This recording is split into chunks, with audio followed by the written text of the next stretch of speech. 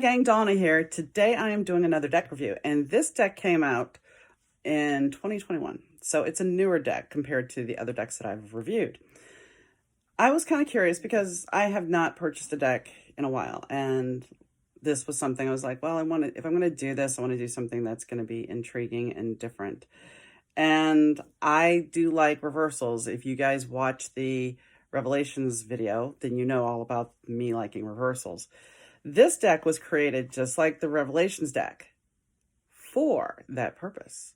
And what intrigued me about it was, in part of the description was that, like the magician, they get to see the shadow side. So that kind of made me go, well, wait a second, let me look at this. So what I did was I ordered Tarot of Oppositions. And see there's like the magician with the shadow side. So it's a deck that comes in a lovely little box, nice and solid.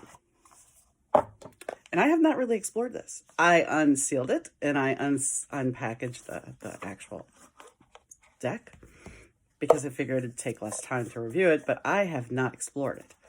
So the box has images all like the other thing. So it's a nice little setup. I do like this a lot. Nice and solid. Now we do come with a book, and there is a separate set that you can buy that had the bigger book, so the deluxe set, as most do. The outside of the box, or the outside of the cards, the back end, has nice imagery. Nice, simple, clean imagery. In fact, I think I have a tarot notebook of it. And the cards, yes, you can tell, not been really checked or messed with. So let's look at the book. The book is nice and solid. It's not the paper flimsy little book that we used to get in the tarot decks. They've upped their game, which, like I said, I haven't bought a deck in a while. So, and the table of contents is broken down into different languages. We have English, Italiano, Espanol, Portuguese, and I believe Russian, but I'm not positive. So we have it broken down for different nationalities. The harmony of opposites it talks about. Interpreting light and shadow is one of the spreads they offer here in this book. Oops. See. And let's see. It talks about each placement of those cards. Then we have a reading example. Then we go into the major arcana. And it tells exactly the positive and negative meaning for each card, as well as the suits. And let's see if there's anything else. I mean, everything is very clearly defined in the book. Ushering along here. That is it. That is it. We have no more other than that one spread that they discuss. And well, I shouldn't say that, because here's the intriguing thing. If you look at the next language, there is another spread. So it's up to you to kind of get a translator to translate this if you care to. Let's see if there's another one in each one. So 73. Sorry, I will speed this portion up so you guys don't have to sit here and go, well. No, it's the same. It's the same as the last one. So there's two spreads in the book that come with it. Most people can figure out how to do that. So let's actually take a look at the deck. Like I said, I have not really dealt with it. I haven't even read with it. So this is a whole new thing for me as well as it is you. So with the Fool, we have both the light and the dark. As you can see, you know, there's the Fool on his little happy journey, or is he running terrified? I mean, that's a valid question. Are you taking the leap of faith because you need the leap of faith and you trust and you think everything's going to be better? Are you running for your freaking life? Because that's kind of what this is denoting. It's like, I'm running scared. So intriguing. The Magician, you know, are we working magic or are we just over everything? And this is just quick interpretations. This is not what's in the book because I haven't looked at what's in the books. This is just my feel for it. So each card, like I said, they have nice imagery on it, and they have the light and the shadow side. And I think that's very good because we do have a shadow side. So I think this deck would be excellent to work with your shadow. because you're looking at it from a different point of view. I mean, here's the Emperor still proud and regal and everything else, the King of Kings, and then we have the Emperor being defeated. So what do what is your take? You have to look at things, and although this guy looks like Emperor Palpatine a little bit, and you really don't want to, you don't want that. And there he looks a little bit different. He looks a little bit more, he's not in all his power. He's kind of a feeble one. Now, the one thing I did, when I did open the deck, I did just flip a couple of cards. Now, I did not totally peruse, but this card intrigued the hell out of me. And that was the Lovers. Because it's definitely a different take. Is she reaching to him to help him, or is she leading him into temptation? Which, basically Adam and Eve here. But then you gotta wonder, is he looking to take the apple to lead her to temptation? So it's not the normal Lovers card. There's no balanced energy. There's the angel above in both ways. There's an angel on either side. So, and then of course there's the snake. So it's definitely a different take on it. The Chariot, we either have you in victory or we have you battling and in bondage. I mean, your animals are in bondage at least. Strength, you either are successful and happy or you're struggling and, the line looks sickly actually.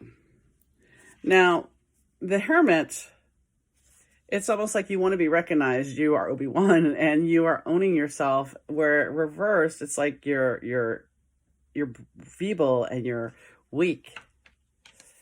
So, I mean, each card definitely has differences and that plays well.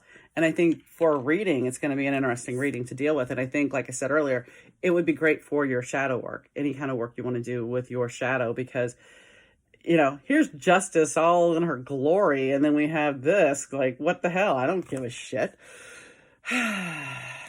Sorry if I cursed, bothered you. The Hangman. The Hangman, these are cards that really just, they're pretty freaking awesome, actually.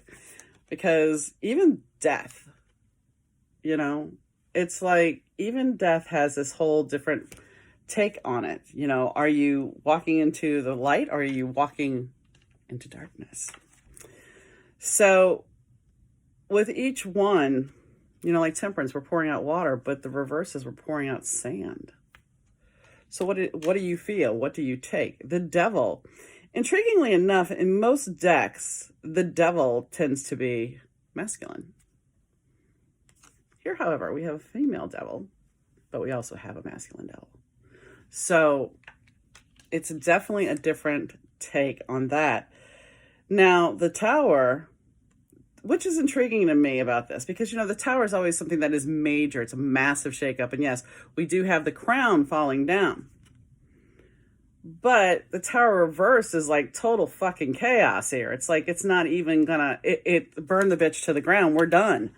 So you have an even bigger explosion, and everybody normally, when you read the Tower, it's like, oh my gosh, except like the Housewives Tarot, because then it's Jello.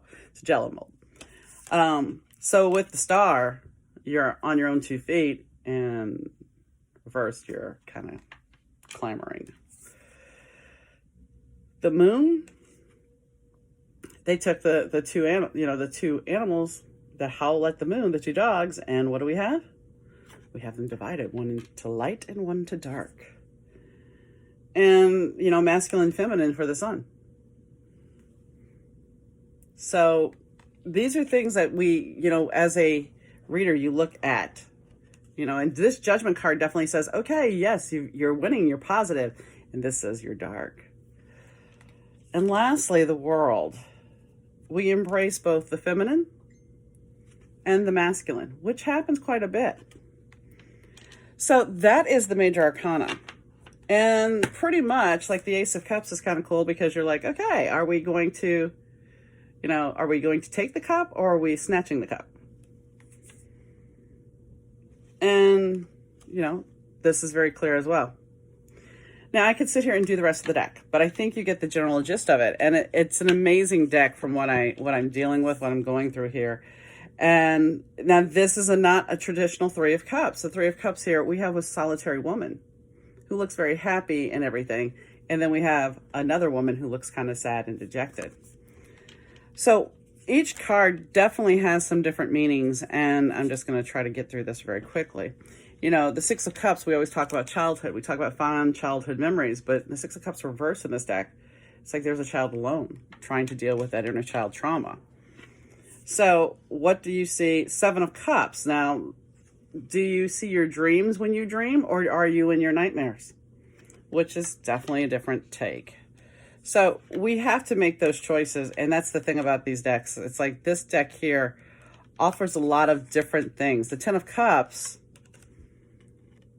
while it usually denotes happy family, it's not really clear here. I mean, there's joy, but are they broken? So these are things that you look at, and you look at differently and go, okay, how do I perceive this? Now, the Knight of Cups, he's charging in, or he's like, yeah, no, I'm out.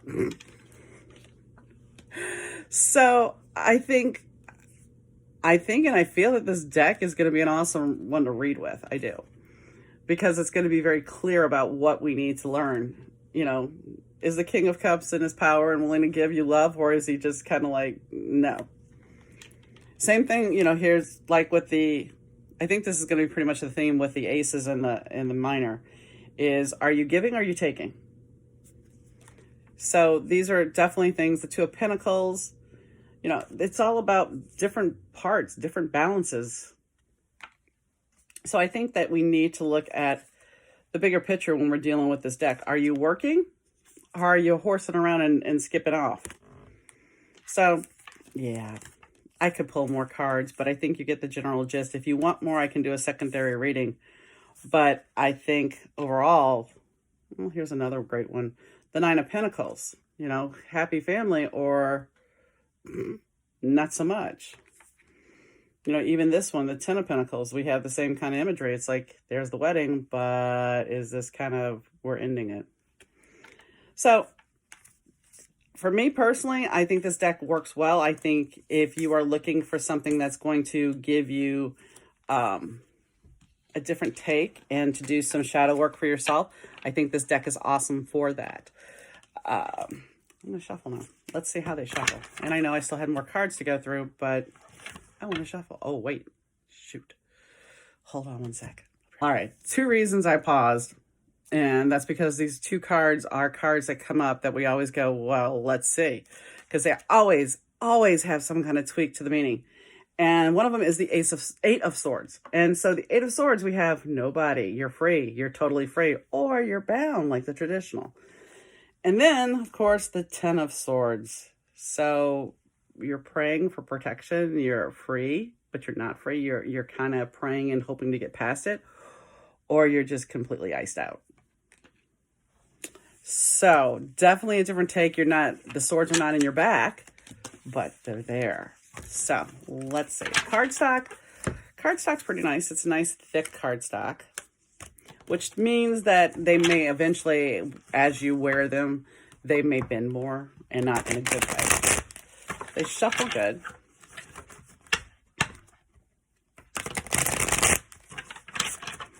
They are kind of stiff, but they do shuffle well. So overall, I would say this is a great deck if you want to do reversals and if you want to do some shadow work. Now, I'm going to try to do a daily on it, as always, and we'll see.